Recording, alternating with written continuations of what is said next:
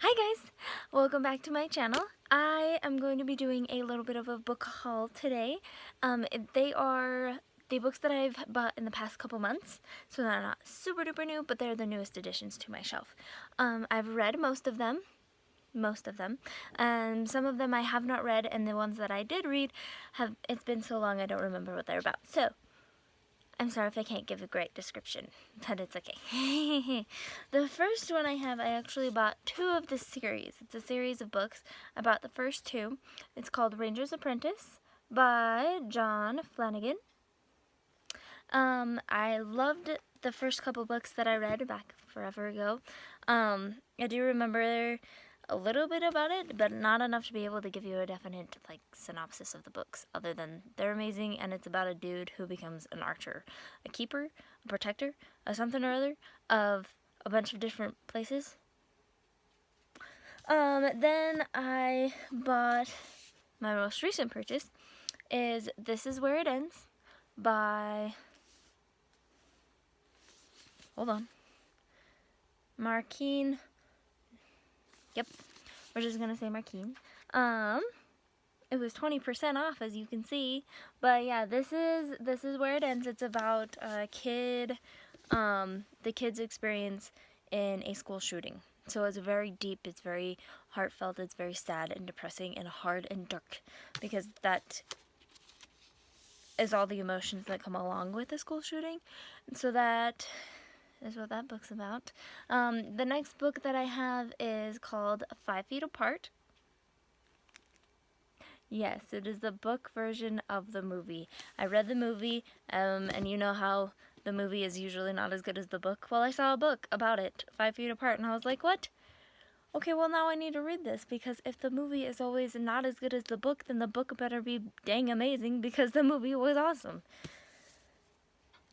Yeah. Then we also have, I got an entire series. I don't have number 1 because I gave it to my sister to read, because she's as much of a reader as I am, and she flies through books. So I've been trying to find more books for her to read. But they're called the Warriors series. There's a bunch of them. This is probably series number 2. There are a bunch of little sets of series. It's the same storyline, but over years and years and years, and it's just blah. It tells the story of generations, basically. I think this is number 2 in the series of the series. It's called The Power of 3. This one and the next couple were my favorite series. I started out with this one, I think, and went on after that, and I didn't read the first one until later, and reading the later series, I liked those better than the first one. It could have just been the way that I read it, but I think that the story grew a lot, and the first one was just kind of all over the place and kind of boring for me. But the rest of them I loved so much. That's all of them in that pile. Then in this pile, I have one that I don't know a lot about because I didn't do a whole lot of research on it. It's called Ash and Bramble by Sarah Prinius. It's supposed to be a Cinderella type story. Oh, glare. It's supposed to be a Cinderella story. Still glare. I'm gonna blind you with it. It's supposed to be a Cinderella story. I don't know if it's gonna be exact the same or spot on to the Cinderella story, if they've got a little bit of twist. So that's one of the ones that I'm probably gonna read and then do a video on later on, because I absolutely have no idea what it's about, and I didn't know anything or have heard nothing about this book until I saw it online. So I felt like that would be a good book to kind of throw out there, see if maybe people wanted to read it, because if I like it anyways. The next one I also don't know a whole lot about. I do know that it's a crime, investigation, and defense type book. Very suspenseful. Basically, there's this girl. Oh, it's called Acid by Emma Pass, by the way. Basically, from what I can tell from the picture, is there's this group called Acid. Agency for Crime and Investigation and Defense. Wow, I butchered that. Agency for Crime, Investigation, and Defense. There we go. They basically, it's an agency that took away everything from this lady, and now it's her story of getting away or learning about that or something and fighting back. I haven't read that one either, and I'm super excited to read that one actually because I love anything that has to do with crime and kias. I don't know. They have anything to do with crime and fighting and sci-fi and science fiction and stuff like that. I love, and so I'm so excited to read it to see if it lives up to anything else that I've read. The next one is called Slayers by C.J. Hill. It's this one I've read before. It's a really good book. And in my mind, I know what it's about because I've read it, but I can't seem to like get it out coherently in words where it would actually make sense.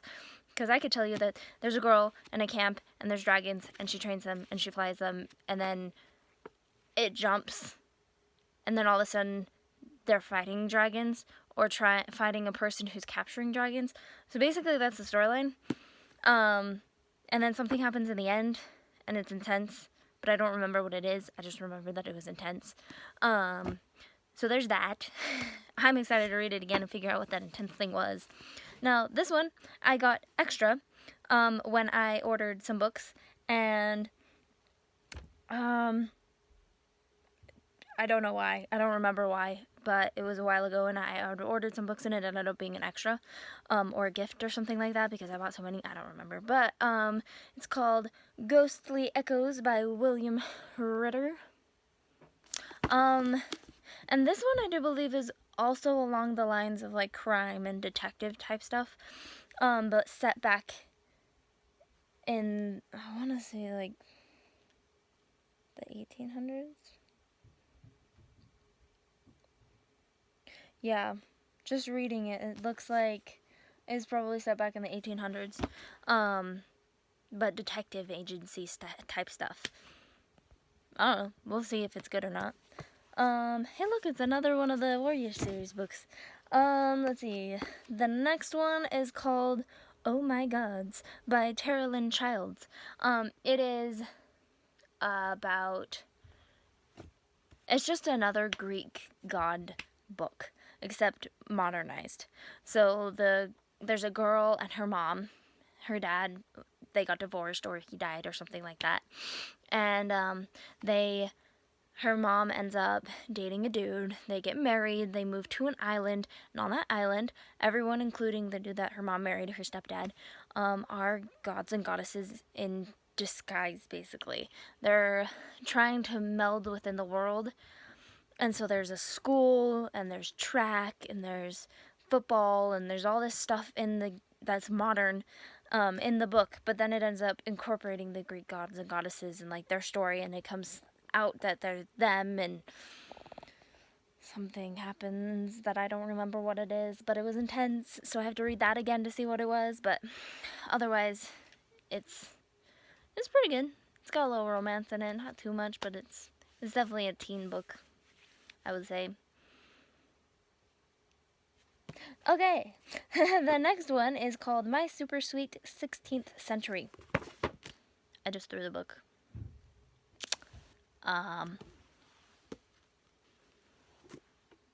Okay, it's by Rachel Harris. It's basically about a girl in the modern world who travels back in time to the 16th century and falls in love. Cute little romance novel, right? This one is by Joan Bayer. Yep. I can't say words and or names and or